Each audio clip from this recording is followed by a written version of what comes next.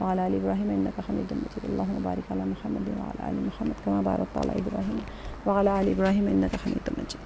8واں سبق ہے ہمارا، 8واں دن ہے آج. تو حدیث مبارکہ سے شروع کرتے ہیں. نماز چھوڑنے کے وعیدیں. عموماً تو یہ ہوتا ہے کہ نماز کی پڑھنے کے فضائل بیان کیے جاتے ہیں، لیکن چھوڑنے کے بارے میں بھی بتانا ضروری ہے کیونکہ لوگوں کے اندر تھوڑی سی اہمیت آ جائے نماز کی. عن جابر ابن عبد اللہ رضی اللہ عنہ قال قال رسول اللہ صلی اللہ علیہ وسلم بین الرجل و بین الکفر ترک الصلاۃ. اتنی اہم چیز ہے. حضور اقدس صلی اللہ علیہ وسلم کا ارشاد ہے. میں نے آپ لوگوں کو بتایا تھا کہ جب بھی نبی پاک صلی اللہ علیہ وسلم کا ذکر آئے تو چھوٹا سا درود صلی اللہ علیہ وسلم پڑھ لیا کریں اپنی جگہ پر. عام ڈالیں. عادت جس کو عادت ہے ان کے لیے تو بہت اچھی بات ہے، جس کو عادت نہیں ہے وہ عادت ڈال لیا کریں. تو حضور پاک صلی اللہ علیہ وسلم کا ارشاد ہے کہ نبی کہ نماز چھوڑنا آدمی کو کفر سے ملا دیتا ہے. ایک جگہ ارشاد ہے کہ بندہ کو اور کفر کو ملانے والی چیز صرف نماز چھوڑنا ہے. ایک جگہ ارشاد ہے کہ ایمان اور کفر کے درمیان نماز چھوڑنے کا فرق ہے. آپ دو چیزوں کو رکھیں. مثال کے طور پہ میں آپ کو بتا رہی ہوں، آپ نے دودھ رکھا ہوا ہے، ٹانگ رکھا ہوا ہے، ٹھیک ہے، بیچ میں آپ کوئی جگ میں رکھے ہوئے، مثال پر ڈویژن جگ ہے اس کے اندر. اب وہ ڈویژن ہٹا دیں گے تو دودھ اور ٹانگ مل جائے گا، آپ کا دودھ پھٹ جائے گا. نہ ٹانگ پینے کے لائق رہا ہے، نہ دودھ پینے کے لائق رہا. ختم ہو جاتی ہے کوئی چیز، خلط ملط ہو جاتی ہے. ایسے ہی میں تو آپ کو ایک مثال کے طور پہ بتا رہی ہوں، ایمان اور کفر بہت بڑی چیز ہوتی ہے. ٹانگ اور دودھ آپ کا خراب ہو گیا، آپ دوسری بار بنا سکتے ہیں. ایمان اور کفر بہت بڑی چیز ہوتی ہے. انسان کو ایمان اور کفر کے درمیان میں صرف اور صرف نماز ہے. اگر آپ نماز ہٹا دیں گے تو آپ کفر میں آپ یعنی ایمان سے ہی خارج ہو گئے. آپ کفر میں کب مل گیا آپ کو پتہ ہی کوئی نہیں چلا، کیونکہ حائل کرنے والی، بچانے والی، فرق کرنے والی چیز ہی نماز ہے. تو بندے کو اور کفر کو ملانے والی چیز صرف نماز چھوڑنا ہے. جیسے ہی اس نے نماز چھوڑ دیا وہ کفر سے مل گیا، ایمان ہی نہیں بچا اس کے اندر. تو نماز چھوڑنا جان بوجھ کے، دیکھیں اس حدیث میں ہے عن عبادۃ ابن الصامت رضی اللہ عنہ قال اوصانی خلیل رسول اللہ صلی اللہ علیہ وسلم. کیا فرمایا نبی پاک صلی اللہ علیہ وسلم؟ بسبع خصال. حضرت عبادہ رضی اللہ عنہ کہتے ہیں کہ مجھے میرے محبوب حضور اقدس صلی اللہ علیہ وسلم نے 7 نصیحتیں کی، جن میں سے 4 یہ ہیں. فقال لا تشرک باللہ شیئا. اللہ تعالیٰ کے ساتھ لا تشرک، نہ شریک کھڑا کرو، نہ شریک بناؤ، باللہ اللہ کے ساتھ میں شیئا کسی چیز کو بھی، کسی شے کو، بت ہو، پانی ہو، سورج، چاند، ستارے، کوئی اولیاء اللہ کو بھی اللہ کے ساتھ شریک نہ کرے، کسی شے کو نہ شریک کریں. وَإِن قُطِعْتُمْ أَوْ حُرِّقْتُمْ أَوْ صُلِّبْتُمْ. سبحان اللہ. دیکھیں، چاہے تمہارے ٹکڑے ٹکڑے کر دیے جائیں، یا تم جلا دیے جاؤ، یا تم سولی چڑھا دیے جاؤ. قُطِعْتُمْ یعنی ٹکڑے ٹکڑے کر دیے جائیں. اب سوچیں، اس کو اپنی طرف لائیں، اپنی طرف لا کے سوچیں کہ ہم پریشانیوں میں ہیں، کسی مصیبت میں ہیں، اور کیا اس مصیبت نے ہمارے ٹکڑے ٹکڑے کر دیے، بکھیر دیا، ہم بکھر گئے. ہم کیسا ہو جاتا ہے نا انسان. قُطِعْتُمْ سے مراد، آپ ایسے ٹکڑے ٹکڑے سے مراد آپ جسم کو تو کوئی ٹکڑے نہیں کرے گا نا، لیکن انسان کے دل کے ٹکڑے ہو جاتے ہیں پریشانیوں سے. تو اس وقت ایمان کی محافظت کرنی ہے، اور اس وقت کیا کرنے، اللہ کے ساتھ کسی کو شریک نہیں ٹھہرانا ہے، چاہے دل کے اندر کسی کونے میں بھی ہو. بظاہر تو کوئی نہیں شریک کرے گا، لیکن دل کے قبلہ اگر کوئی اور ہو گیا تو پھر وہ گویا کہ اس نے شریک کر لیا اللہ کے ساتھ میں. او حرقتم، یا پھر پریشانیوں نے جلا کے راکھ کر دیا ہمیں. او صلبتم، یا پھر سولی پر چڑھا دیے گئے، بظاہر بھی ہو یا پھر چھپی ہوئے انداز میں ہو، باطنی طور پہ ہو یا ظاہری طور پہ ہو. ولا تترکوا الصلاۃ متعمدین. اور دوسری بات یہ ہے کہ جان کر نماز نہ چھوڑو، جو جان بوجھ کر، فمن ترکہا، جو جان بوجھ کر، یعنی فمن ترکہا، جو جان بوجھ کر نماز چھوڑے، متعمدن یعنی جان بوجھ کر کوئی بندہ اگر جو جان بوجھ کر نماز چھوڑ دے وہ مذہب سے نکل جاتا ہے. فقد خرج من الملت. ملت ابراہیمیہ جو ہے وہ اسلام ہے، ملتی مطلب میں ہمارا مذہب جو ہے اس میں سے نکل جاتا ہے. تو جان بوجھ کر نماز چھوڑنے والا کیا ہے؟ فقد خرج من الملت. ولا ترکبوا المعصیۃ فإنها سخط اللہ. ولا تشربوا الخمر فإنها رأس الخطايا كلها. تو پہلی چیز تھی اللہ کے ساتھ شریک نہ کرو، دوسری چیز متعمدن جان بوجھ کے نماز نہ چھوڑو، ولا ترکبوا المعصیہ، اور کیا فرمایا کہ تیسری یہ ہے کہ اللہ تعالیٰ کی نافرمانی نہ کرو. اللہ تعالیٰ کی نافرمانی نہ کرو، فإنہا سخط اللہ، اس سے حق تعالیٰ ناراض ہو جاتے ہیں۔ ولا تشرب الخمر، اور چوتھی چیز شراب نہ پیو، وہ ساری خطاؤں کی جڑ ہے۔ فإنہا رأس الخطایا کلہا، تو اصل اہم چیز کیا تھی؟ ہم جب اس کے اندر جو مضمون تھا ہمارا نماز کا چھوڑنا تھا، کہ جو نماز متعمداً چھوڑ دے وہ ہمارے مذہب سے نکل گیا۔ اصل چیز ایمان ہے، مسلمان ہے، ہم نمازیں چھوڑتے جا رہے ہیں اور ہم سمجھ رہے ہیں کہ نماز ہم مسلمان ہیں، تو کیا ہم باقی مسلمان ہے بھی یا نہیں ہیں؟ جب حدیث مبارکہ ہیں، ہم نے پڑھ لیا تھا تفسیر میں کہ ابو الولید جب عذاب کی آیت پڑھی جا رہی تھی تو اس نے کہا کہ روک دے، نہ پڑھیں، کیونکہ ان کو پتہ تھا، یقین تھا کہ اگر نبی صلی اللہ علیہ وسلم کی زبان مبارک سے نکل گئی عذاب کی آیت تو عذاب ضرور ضرور ضرور نازل ہوگا۔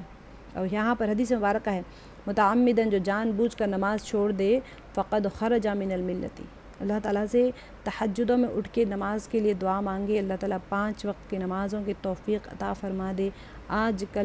آج کل کے دور میں 99%، 98%، 95% لوگ نماز چھوڑ چکے ہیں، عیدوں کی نماز بھی، جمعہ کی نماز بھی کبھی کبھی پڑھتے ہیں۔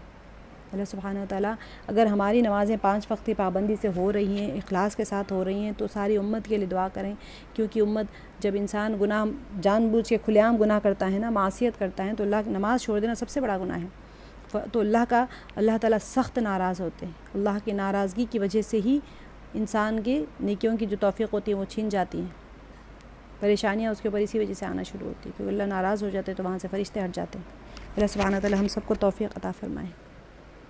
یہ آپ کو 5 نمازوں کے رکعتوں کی تعداد ہے، میں بار بار اس کو ریپیٹ کر رہی ہوں تاکہ آپ لوگوں کو پختگی کے ساتھ میں یاد ہو جائے کہ فرض سے پہلے 2 رکعت، فجر میں 2 رکعت سنت موقدہ ہے، ظہر میں 4 رکعت سنت موقدہ ہے، اور عصر میں 4 رکعت سنت غیر موقدہ ہے۔ 12 رکعت روزانہ کی ہماری سنت موقدہ نمازیں ہوتی ہیں، جس کے پڑھنے سے ہمارے لیے محل بننا شروع ہو جاتے ہیں، تیار ہو جاتا ہے محل ہمارے لیے جنت میں۔ اور اس کے ساتھ ساتھ نفل نمازوں کی بھی تلقین کی جا رہی ہے کہ نفل نمازیں پڑھنے سے کیا، عصر کی نماز سے پہلے کی جو سنت پڑھتا ہے انسان، اس سے کیا ہوگا؟ اس سے نبی پاک صلی اللہ علیہ وسلم نے دعا فرمائی ہے کہ اللہ تعالیٰ اس شخص پر اپنی رحمت برسائے جو عصر سے پہلے 4 رکعت سنت پڑھے، 12 رکعت سنت موقدہ ضرور پڑھیں، اس سے اللہ تعالیٰ اس کے لیے جنت میں محل بناتے ہیں۔ اور عصر سے پہلے کی سنت پڑھیں، اس سے اللہ تعالیٰ دعا ہے نبی پاک صلی اللہ علیہ وسلم کی اس شخص پر اپنی رحمت فرمائے، رحمت برسائے جو عصر سے پہلے 4 رکعت سنت پڑھے۔ اور نفل کی جو ہم نے فضیلت پڑھی ہیں وہ یہی ہے کہ 3000 تولے چاندی ایک صحابی نے کما لی تھی، تو آپ صلی اللہ علیہ وسلم نے فرمایا ہے کہ بہترین نفع حاصل کرنے والا شخص وہ ہے جس نے فرض نماز کے بعد 2 رکعت نفل پڑھی۔ نفلوں کا اہتمام کریں، جس کے قضائیں باقی ہیں وہ قضا پڑھتے رہیں، اور جس کی قضائیں پوری ہو چکی ہیں، ہم نے کل قضا کے بارے میں پڑھ لیا تھا، قضا اپنی جب نمازوں کی قضا باقی ہے تو قضاؤں کو پڑھیں، ان اوقات میں پڑھ لیں، ٹھیک ہے؟ آپ اشراق کے وقت میں وقت اشراق کا شروع ہو گیا ہے تو آپ اپنی قضا کو اس وقت میں پڑھیں، آپ کی قضائیں پوری ہو جائے گی تو پھر آپ نفلوں کو بھی شروع کر دیں۔ چاشت کے وقت میں آپ چاشت کی نماز کے وقت میں آپ اپنی قضاؤں کو پوری کرتے جائیں، تو قضاء عمری کا اہتمام کریں۔ اشراق کی فضیلت آپ نے دیکھ لی تھی، اصل اہم چیز ہوتی ہیں فضیلتوں کی۔ اشراق جو ہے میں نے آپ کو بتایا طلوع آفتاب کے سب کو یاد ہو جانا چاہیے، ازبر یاد ہونا، کتاب کھولنے کی ضرورت ہی نہ پڑے۔ طلوع آفتاب کے 20 منٹ بعد سے شروع ہوتا ہے اور دن کے چوتھائی حصے گزرنے تک رہتا ہے، یاد ہو جائے سب کو۔ سورج نکلنے کے کچھ دیر بعد جو نفل نماز پڑھی جاتی ہے اسے اشراق کی نماز کہتے ہیں، اور سورج نکلنے کے 20 منٹ بعد سے 1/4، 12 گھنٹے کا اگر آپ کا دن ہے تو اس کو ڈیوائیڈڈ بائی 4 کر لیں، 12 ڈیوائیڈڈ بائی 4 کریں گے تو 3 گھنٹے کا ایک حصہ ہوتا ہے دن کا، تو پہلا چوتھائی حصہ یعنی کہ پہلے 3 گھنٹے طلوع آفتاب کے بعد سے 3 گھنٹے، اگر 6 بجے سورج نکل رہا ہے تو 7، 8، 9 بجے تک آپ کا اشراق کا وقت رہے گا، ٹھیک ہے؟ اب اس وقت جو نماز پڑھی جائے وہ اشراق ہوتی ہے۔ فوراً اگر آپ 20 منٹ فجر کی نماز سے لے کے طلوع آفتاب کے 20 منٹ تک آپ عبادت میں ذکر اذکار میں مشغول ہیں، اس کے بعد میں 2 رکعت نفل پڑھے تو پھر اسے حج اور عمرے کا ثواب ملتا ہے، یعنی کامل حج اور عمرے کا ثواب ملتا ہے۔ اور آپ سمجھے مثال کے طور پہ اڑ گئے تب بھی آپ پڑھ لیں، اللہ سبحانہ وتعالیٰ دینے والے ہیں۔ لیکن ایک اور حدیث مبارکہ ہے کہ جو دن کے شروع حصے میں خالص اللہ کے لیے 4 رکعت نماز پڑھ لے گا تو اس کے لیے دن کے آخری حصے تک اللہ سبحانہ وتعالیٰ اس کے لیے تمام اس کی ضرورتوں کے لیے کفایت کرتے ہیں، ٹھیک ہے؟ اب یہ یہاں پر طریقہ آپ سب کو پتہ ہے کہ 2 رکعت نماز پڑھنا ہوتا ہے، اشراق کے وقت ہو جائے تو پھر 2 یا 4 رکعت نفل کی نیت سے انسان پڑھ لے۔ آگے چاشت کی نماز۔ چاشت کی نماز کا آپ کو سب کو وقت یاد ہو گیا ہوگا، یاد نہیں ہوا تو میں بار بار اس کو ریپیٹ کر رہی ہوں، اور آپ سمجھے میں ریپیٹ کرنے کے لیے کیا مقصد ہے۔ آپ لوگ سنانا چاہیے تھا، ہمارے پاس وہ سسٹم نہیں بن پا رہا ہے، میں آپ لوگوں کو روز روز اسی لیے سنا رہی ہوں۔ ایک ہی چیز روز روز ریپیٹ کرنے کا کوئی نہ کوئی مقصد ہوتا ہے، حالانکہ ہمارا وقت 10-15 منٹ اسی میں جا رہے ہیں، لیکن پھر بھی چاشت کی نماز جو ہوتی ہے، سورج کی روشنی خوب تیز ہونے کے بعد جو نفل نماز پڑھی جاتی ہے اسے چاشت کی نماز کہتے ہیں۔ اور پھر چاشت کا افضل وقت دن کے چوتھائی حصہ گزرنے کے بعد سے شروع ہوتا ہے۔ جیسے ہی آپ کا اشراق کا وقت ختم ہو گیا، چوتھائی حصہ یعنی آپ کا 1/4 پارٹ، 9 بجے سے آپ کا چاشت کا نماز کا وقت شروع ہو گیا، 9 بجے سے لے کے زوال تک، زوال سے کچھ دیر پہلے تک پڑھ لیں آپ، ٹھیک ہے۔ 12 بجے اگر آپ کا سورج عین سر کے اوپر آ رہے ہیں، زوال کا وقت آ رہا ہے، تو پھر آپ 10 منٹ پہلے تک پڑھ لیں، کیونکہ ٹائم کا گڑبڑ ہونے کا چانسز رہتا ہے نا۔ تو چاشت کی کم از کم 2 رکعتیں ہیں اور زیادہ سے زیادہ 12 رکعتیں ہیں۔ 12 رکعتوں کی فضیلت بھی ہے، میں آپ کو صرف 2 رکعتوں کی بتا رہی ہوں کہ جو 2 رکعت کر کے پڑھے، اگر چاہے تو ایک سلام سے 4 رکعت پڑھ لے یا 2 رکعت کر کے پڑھ لے اس کے چاشت کی نماز کی۔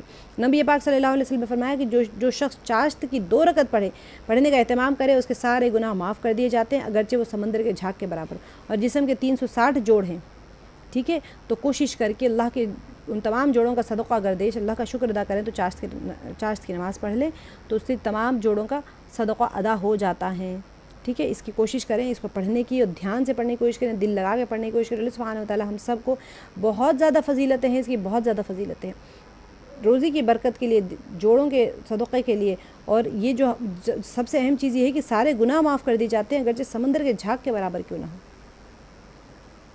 قضا نمازوں کا میں نے آپ کو کل طریقہ بتا دیا تھا کہ قضا نمازیں کیسے پڑھنی۔ اگر کسی کے اوپر بہت سارے قضا نمازیں ہیں تو کیا کرے، وہ سب سے پہلی نماز جو قضا ہوئی تھی، قضا عمری کا بک بنائیں، اس کے اندر لکھیں سارا، اور فرض اور وتر کی نمازوں کی قضا ہوتی ہیں، سنتوں کی قضا نہیں ہوتی ہیں، اسی لیے جو سب سے پہلے میری قضا ہو گئی ہیں، سب سے آخر میری قضا ہو گئی ہیں، فجر کی نماز کا پڑھ لے۔ اگر آپ کو ڈیٹ اور یاد ہے، دن یاد ہے اور کون سی نماز ہے، تو اس طرح پڑھ لیں۔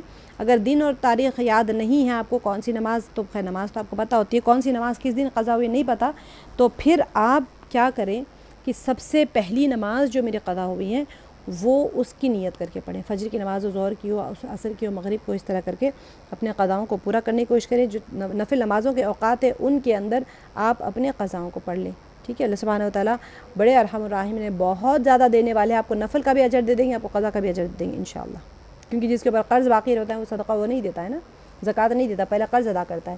اسی وجہ سے نماز یہ جو ہوتی ہے، آپ کو قضا آپ کے اوپر سر کے اوپر قرض کی طرح ہے۔ نفل نمازوں کے بارے میں اوابین کا میں آپ لوگ کو بتائی تھی کہ اوابین کا وقت جو ہوتا ہے وہ مغرب کے بعد، مغرب کی نماز کے بعد میں شروع ہوتے ہیں۔ اوابین کی نماز مغرب کے بعد 2 رکعت کر کے 6 رکعت پڑھنا ہے۔ اس کی ثواب کتنا ہے؟ 12 سال کی عبادت کا ثواب ہے۔ تو کوشش کر کے اوابین کو بھی پکڑ کے رکھیں۔ اگر اوابین نہیں ہو پا رہے، مغرب اور عشاء کے درمیان جو نماز پڑھتے ہیں، ٹھیک ہے، وہ اوابین کی نماز ہے۔ اب آپ یہ نہیں کہ آپ اوابین کی عشاء کے بعد میں چلو میں رات بھر اوابین پڑھتی رہوں گی، اس لیے مغرب اور عشاء کے درمیان میں، تو وہ ٹائم پہ بھی آپ اوابین کے وقت میں، مغرب اور عشاء کے درمیان میں آپ اپنے قضائیں پڑھ لیں اور اللہ تعالیٰ سے عاجزی سے دعا کر لیں، یا اللہ میں اگر اپنی نفل نمازیں پڑھوں گی تو میری قضا باقی ہے، اللہ سبحانہ وتعالیٰ دینے والے ہیں، وہ دے دیں گے انشاءاللہ، اوابین کا اجر بھی دے دیں گے آپ کو اور قضا بھی ادا ہو جائے گی انشاءاللہ باذن اللہ۔ کوئی کتاب میں لکھا ہوا نہیں، لیکن اللہ تعالیٰ ارحم الراحمین ہے، دینے پہ بیٹھے تو اللہ کے پاس کیا ہے۔ تہجد کا وقت بہت امپورٹنٹ ہے، تہجد کو بھی سو کے اٹھنے کے بعد میں پڑھنا ہے۔ اگر کسی کو پتہ ہوتا وہ نماز جو تھوڑی دیر کے سو کے اٹھے عشاء کے بعد سے، اگر اس کو ڈر ہو کسی بندے کو کہ وہ سو کے نہیں اٹھ سکتا ہے، تو پھر وہ عشاء کے ساتھ میں ہی پڑھ لیں اپنی تہجد کی 2 رکعت پڑھیں، 4 رکعت پڑھیں، 8 رکعت پڑھیں، 12 رکعت پڑھیں، جیسے آپ چاہیں ویسے پڑھ سکتے ہیں۔ تہجد دیکھیے اس کی تم سے پہلے گزرے ہوئے نیک لوگوں، حدیث مبارکہ ہے کہ ان کی عادت رہی ہے، یہ نماز تم کو تمہارے رب سے قریب کرنے والی ہے اور تمہارے گناہوں کو مٹانے والی ہے اور تمہیں گناہوں سے روکنے والی ہے۔ اللہ کا قرب، گناہ سے دوری، گناہ کو مٹانے والی ہے اور تمہارے جسم سے بیماری کو دفع کرنے والی ہے۔ اہتمام کریں تہجد کا، بہت اہم نماز ہے، بہت اہم نماز ہے۔ تہجد میں اٹھیں، ساری امت کے لیے دعا کریں۔ آج عورتوں کو تہجدوں میں اٹھ کے دعائیں مانگنا ضروری ہے۔ اب ساری امت محتاج ہے دعاؤں کی، اور عورتیں جو ہوتی ہیں وہ نرم دل ہوتی ہیں، جو عورت جیسے رو کے مانگ سکتی ہیں ویسے نہیں مانگ سکتے دوسرے کوئی بھی۔ عورتیں اگر گمراہ، میں نے بتایا تو عورت اگر نیک ہو جائے تو 70 ولیوں سے زیادہ نیک ہوتی ہے، اگر عورت ایک بدکار ہو جائے تو 70 بدکاروں سے زیادہ بدکار ہوتی ہے۔ تو تہجد میں اٹھے، اپنے لیے تو بہت مانگا نا اللہ سے، اپنے لیے تو بہت مانگ لیا، امت کے لیے مانگے، امت کو ضرورت ہے دعاؤں کی. آج امت گمراہ ہو رہی ہے نا, تو ہماری ضرورتوں تو اللہ تعالیٰ ایسے ہی پوری کر دیں گے. ساری امت کے لیے مانگے, اللہ دین کے کام کو آسانی کے ساتھ سب میں پھیلانے والا. آپ دیکھیں اپنے آپ کو قبول کروا لیں تہجد میں کہ اللہ مجھے قبول کر لیجئے کہ میں دین کے کارکن بن جاؤں, دین کو پھیلانے والی بن جاؤں. اللہ سبحانہ و تعالیٰ قبول کر لیں گے انشاءاللہ باذن اللہ. نماز کی میں نے آپ کو اس کی فضیلتیں اس کے اندر آپ پڑھیں, میں صرف آپ لوگوں کو اہم چیزیں بتا رہی ہوں, باقی تو بہت بہت بہت ساری فضیلتیں ہیں. آپ لوگ نماز تعوذ کی کیفیت ضرور اس کو پڑھیں, روزانہ پڑھیں. سلائیڈز آپ کے پاس ہیں, کیفیت کیا ہونی چاہیے نماز میں, تسمیہ کی کیفیت کیا ہونی چاہیے, سورہ فاتحہ کی کیفیت بھی ہم بار بار ڈسکس کر چکے ہیں. آج ہم کریں گے سورہ ناس انشاءاللہ باذن اللہ. ہم نے سورہ اخلاص کر لیا, سورہ فاتحہ کر لیا. سورہ فاتحہ کو لفظی ترجمہ پڑھیں. سورہ اخلاص کا میرے خیال میں آپ لوگوں نے لفظی ترجمے کے ساتھ میں اور ترجمے کے ساتھ یاد کیا ہے یا نہیں کیا ہے مجھے نہیں پتہ, لیکن یاد ضرور کریں. اور جو سورہ آپ آج کر رہے ہیں, مثال کے طور پہ سورہ ناس ہے, ٹھیک ہے, آپ لوگ اس کا ترجمہ پڑھیں. اور پوری نمازوں میں اب ظہر, عصر, مغرب, عشاء, کل فجر, 5 نمازوں میں صرف ہر رکعت میں سورہ ناس پڑھیں اور ترجمے کے ساتھ پڑھیں. ترجمے کا استحضار کرتے ہوئے نماز پڑھیں, تو آپ کو سورہ ناس کا ترجمہ یاد ہو جائے گا انشاءاللہ. اور رک کے آرام سے پڑھیں, اٹک گئے کوئی بات نہیں, پھر سے سلائیڈ نکال کے دیکھیں. آپ ایک رکعت میں آپ نے پڑھ لیا, سورہ ناس پڑھ لیا, اور آپ کا ذہن کہیں اور چلا گیا, آپ کے ذہن میں ترجمہ آیا ہی نہیں اس کا, کوئی بات نہیں, آپ پھر سلائیڈ نکال کے اس کا ترجمہ ایک بار دیکھیں, پھر نماز میں پھر سورہ ناس ہی پڑھیں, تو پھر ترجمہ پڑھیں. ایسے ہو کے یاد ہو جائے گا ترجمہ انشاءاللہ. تو جب نماز کے میں ترجمہ یاد ہو جائے گا سورے کا, تو پھر آپ کا ذہن ادھر ادھر نہیں جائے گا. ہم اللہ سے دعا مانگ رہے ہیں نا, نماز تو سب سے اہم وقت ہے دعا کا. نماز میں تو ساری دعائیں قبول ہوتی رہتی ہیں. تو بسم اللہ, اعوذ باللہ من الشیطان الرجیم, بسم اللہ الرحمن الرحیم, قل اعوذ برب الناس. لفظی ترجمہ دیکھ لیں, پھر میں محاورہ دیکھ لیں, پھر میں آپ کو لفظی کروا دوں گی. کہہ دیجئے میں پناہ مانگتا ہوں سب لوگوں کے پروردگار کی. معوذتین ہے یہ, سورہ فلق اور سورہ ناس, اس کے اندر تعوذ ہے, پناہ مانگنا ہے اس کے اندر. آپ دیکھیں سورہ فلق اس سے پہلے تھا, لیکن اب سورہ ناس کرنے کے بعد ہم انشاءاللہ منڈے کے دن ہم سورہ فلق کریں گے انشاءاللہ, کیونکہ 3 دن ہماری چھٹی رہے گی, جمعہ, ہفتہ, اتوار. قل اعوذ برب الناس, کہہ دیجئے میں پناہ مانگتا ہوں سب لوگوں کے پروردگار کی. ملک الناس, سب لوگوں کے بادشاہ کی. ملک کہتے ہیں,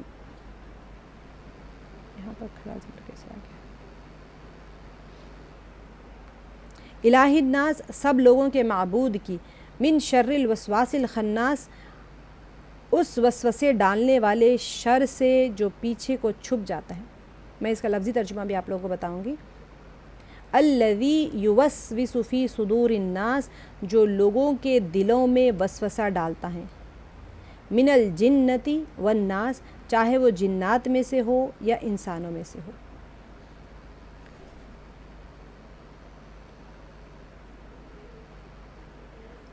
قل, آپ کہہ دیجئے, اعوذ, میں پناہ میں آتا ہوں, برب الناس, لوگوں کے رب کی. اس کا لفظی ترجمہ ہے, اعوذ, میں پناہ میں آتا ہوں لوگوں کے رب کی. ملک الناس, لوگوں کے بادشاہ کی. ملک کہتے ہیں بادشاہ کو. الہ الناس, لوگوں کے معبود کی. الہ کہتے ہیں معبود کو, ناس انسانوں کو یا لوگوں کو, ٹھیک ہے. من سے, یہاں پر تھوڑا کلر کوڈڈ رہنے سے آپ لوگ کو تھوڑا ایزی ہو جائے گا. شر کہتے ہیں کسی بھی قسم کے شر کو, اردو میں بھی شر ہی آتا ہے, عربی میں بھی شر آتا ہے. وسواس کہتے ہیں وسوسہ ڈالنے والے کی. من شر الوسواس الخناس ہے, یہ خناس جو پیچھے ہٹ جانے والا ہے, ٹھیک ہے, جو الخناس پیچھے ہٹ جانے والا ہے. تو یہاں پر شیاطین بھی ہو سکتے ہیں, جنات بھی ہو سکتے ہیں. تو الہ الناس من شر الوسواس الخناس, یوزولی جو شیطان بھی جو ہے نا جنات کی خصلت میں سے, انہی کی کیٹیگری میں سے ہے. پیچھے ہٹ جانے والا خناس ہوتا ہے. الذی, جو یوسوس, وسوسہ ڈالتا ہے, فی صدور الناس, صدور, صدر کہتے ہیں ہمارے سینے کو, ٹھیک ہے, دل کہہ لیتے نا. تو فی صدور الناس, لوگوں کے سینے میں. وسوسہ, جو وسوسہ ڈالتا ہے لوگوں کے سینے میں. من الجنتی والناس, جنوں میں سے اور انسانوں میں سے. وسوسہ تو کوئی بھی ڈالتا ہے سینے میں, لوگوں کے بھی آتے ہیں نا وسوسے, انہوں نے کچھ کہہ دیا, انہوں نے کچھ کہہ دیا, پتہ نہیں کس نے کیا کہہ دیا, سب کی باتیں ہمارے دل میں آتی ہیں. اعوذ, پناہ مانگتا ہوں, کسی کی پناہ لینا اور اس سے چمٹے رہنا. اب طوفان آ گیا مثال کے طور پہ, تو انسان کیا کرتا ہے, سب سے مضبوط چیز کو جا کے پکڑ لیتا ہے. ہریکینز یا اس طرح کے طوفان آتے ہیں, ٹورنیڈوز, یہاں پر تو ہمارے پاس بہت کم آتے ہیں. تو جا کے اب سمجھے سب سے 1000 سال کا درخت ہے, بہت موٹا تنا ہے, تو جا کے کوشش کرتا ہے انسان وہاں پر پکڑ کے کھڑا ہو جائے، اگر نہیں ہو تو اپنے آپ کو رسی سے باندھ لیتا ہے. کیوں؟ کیونکہ اس کو پتہ ہے کہ یہ سب سے مضبوط چیز ہے، میں اگر اس سے چمٹ جاؤں تو پھر مجھے کوئی چیز اڑا کے نہیں لے جا سکتی. تو پناہ مانگنا، کسی کی پناہ لینا اور اس سے چمٹے رہنا، چپک جانا، اسے اپنے آپ کو لپیٹ لینا، اعوذ. ٹھیک ہے، یہ اس کے گرامیٹیکل پوائنٹ سے بعینی کتنے بار آیا اور اس کے مادے سے کتنے بار آیا. برب، پروردگار کی، یعنی تربیت کرنے والا کسی چیز کو اگر تدریجاً نشوونما دے کر حد کمال تک پہنچانے والا ہو. میں نے آپ لوگوں کو بتایا تھا رب، بار بار اس کو سمجھنے کی کوشش کریں. رب کا معنی ہوتے ہیں پروردگار. پروردگار تو آپ کو ہمیشہ ہی پروردگار آئے گا. خالق میں اور رب میں فرق میں نے آپ کو بتایا تھا، پیدا کرنے والے میں اور رب میں کیا فرق ہوتا ہے. تربیت کرنے والا ہوتا ہے، کسی چیز کو تدریجاً ایک حال سے دوسرے حال تک پہنچانے والا ہوتا ہے. یعنی حالاً فحالاً ایک انسان کو تدریجاً تربیت کرتے کرتے کرتے کرتے کرتے کرتے ایک حد کمال تک پہنچا دیتے ہیں. یہ ہے رب. ہر انسان کو حد ایمانی اعتبار سے، معرفت کے اعتبار سے، اعمال کے اعتبار سے ہمارا ہر اگلا دن پچھلے دن سے بہتر ہو رہا ہے. اب اس ہمارے اوپر ہوتا ہے کہ ہم اس کو کیسے بہتر کر رہے ہیں. آہستہ آہستہ کرتے رہیں، اعمال جلدی جلدی آپ کریں، کوشش کریں، محنت کریں تو آپ کا حال ایک حال سے دوسرے حال میں بتدریج آپ ایک حد کمال تک پہنچ جائیں گے. ورنہ ہوگا یہ کہ بوڑھے ہو جائیں گے اور تب تک بھی ہماری ایمانی کیفیت ویسی نہیں ہو پائے گی. تو اللہ سبحانہ و تعالیٰ انسان کی تربیت کر رہے ہوتے ہیں. تو ہمارے اوپر جو پریشانیاں آتی ہیں، جو وہ آزمائشیں آتی ہیں، تربیت کیسے ہوتی ہیں؟ ایسے ہی ہوتی ہیں. انسان کی کیا مطلب پریشانی کے وقت میں انسان یہ نہ سوچے کہ مجھے کیوں پریشانیاں، یہ تربیت ہو رہی ہے ہماری. اللہ سبحانہ و تعالیٰ ہمارے ایمان کو ترقی کرے، دیر حد کمال تک پہنچانا چاہ رہے ہیں. ہمارے ایمان کو، ہمارے معرفت کو، ہمارے قرب کو، ہماری ولایت کو اللہ سبحانہ و تعالیٰ جو عطا کرنا چاہ رہے ہیں اس کو حد کمال تک پہنچا رہے ہوتے ہیں. تو اس میں اللہ کی مصلحت ہوتی ہے. تربیت کرنے والے ماں باپ کو کبھی بچہ آ کے پوچھے کہ بھئی آپ نے ایسے کیوں کیا میرے ساتھ میں، تو ان کو پتہ ہوتا ہے تربیت کیسی کی جاتی ہے بچے کی، اور وہ تربیت کے ذریعے سے وہ کیا درجے حاصل کر رہے ہیں وہ ہمیں نہیں پتہ چلتا ہے نا. بچے کو بہت کبھی ہوتا ہے ملٹری میں بھیجا جاتا ہے، بڑی دن رات اس کو محنت کروائی جاتی ہے، رات کے 3 بجے رات سے 4 بجے رات سے اس کو اٹھا کے میدان میں گھمایا جاتا ہے. وہ سوچتا ہے میں کر کیا رہا ہوں، آخر کیوں کر رہا ہوں، کیوں اتنی محنت کروا. کہتے ہیں جنگ ہوگی تو تمہارا کام ہے. تو جنگ تو نہیں ہو رہی ابھی، اب تو مجھے کیوں بھگایا جا رہا ہے، جب ہوگی تو جنگ دیکھا جائے گا تب جائیں گے. لیکن تب تک اس کی باڈی تو مضبوط ہونا چاہیے نا. جب جنگ ہوگی تو کیا وہ ایک دن میں اس کی باڈی بن سکتی ہے؟ نہیں بن سکتی. تو ملٹری ٹریننگ ان کو دی جاتی ہیں تو وہ گھر بھی آ جاتے ہیں، چھٹی بھی رہ جاتے ہیں، واپس بھی چلے جاتے ہیں، لیکن ان کی ٹائم شیڈیولنگ چینج نہیں ہوتی. ان کو اتنی ٹرین کیا جاتا ہے کہ وہ اس کے اوپر جم جاتے ہیں. تو ایسے ہی انسان کو بھی پریشانیوں کے ذریعے سے، خوشیوں کے ذریعے سے، ہر چیز سے اللہ تعالیٰ تربیت فرما رہے ہوتے ہیں تاکہ اس کو ایک درجے کمال تک پہنچائیں. کیونکہ اللہ تعالیٰ اس کو جنت دینا چاہتے ہیں، جنت میں بھی اعلیٰ درجے دینا چاہتے ہیں. الناس کہتے ہیں لوگوں کو. یہ جن کی ضد، جن ہوتے ہیں نا جنات، اس کی ضد ہے الناس، لوگ. ٹھیک ہے. مالک اصل ملک آنا چاہیے پر بادشاہ. ملک الناس بادشاہ، یعنی کہ جو کسی کے اوپر بادشاہ ہوتا ہے، لوگوں کے اوپر حکمرانی کرنے والا ہوتا ہے. اور خناس پیچھے کو چھپ جانا یا پیچھے کو چھپ جاتا ہے، پیچھے ہٹنا یا پھر سکڑ جانا، اسی سے شیطان کو خناس کہا جاتا ہے. پیچھے ہٹ جانا، چھپ جانا، سکڑ جانا، یہ ساری چیزیں استعمال ہوتی ہیں. اس کو اسی سے شیطان کو خناس کہتے ہیں کیونکہ وہ لطیف شے ہوتا ہے. وہ کہیں بھی چلا جاتا ہے، کسی کو بھی کچھ بھی کر دیتا ہے، نظر بھی نہیں آتا ہے، سکڑ بھی جاتا ہے، چھپ بھی جاتا ہے، پیچھے بھی ہٹ جاتا ہے. اور وہ ایسا دشمن ہے جو ہمیں تو دیکھتا ہے، ہمارا کھلا دشمن ہے جو چھپ کے وار کرتا ہے. آپ کے سامنے آ کے وار نہیں کرے گا شیطان، کبھی بھی چھپ کے وار کرتا ہے. لیکن آپ کا کھلا دشمن ہے، عدو مبین ہے، کھلا دشمن ہے، لیکن وار ایسے نہیں کرتا کھلے میدان میں آ کے، وہ چھپ چھپ کے وار کرتا ہے. جنت کہتے ہیں جنات کو، کسی چیز کو حواس سے پوشیدہ کرنا. ٹھیک ہے. آپ کے حواس خمسہ ہوتے ہیں، دیکھنا، سننا، فیل کرنا، ٹچ کر کے یا ٹیسٹ کر کے، یہ ساری جو آپ کے حواس خمسہ ہے، سینس آرگنز ہے، اس سے پوشیدہ. اگر حواس خمسہ سے پوشیدہ کرنا ہوتا ہے تو اس سے جنات کہتے ہیں. اسی لیے آپ جنات کو نہیں دیکھ سکتے، وہ لطیف شے ہوتی ہیں بہت ہی. اس کی لطافت ہمارے اندر کثافت ہے، وہ جنات کے اندر لطافت ہے.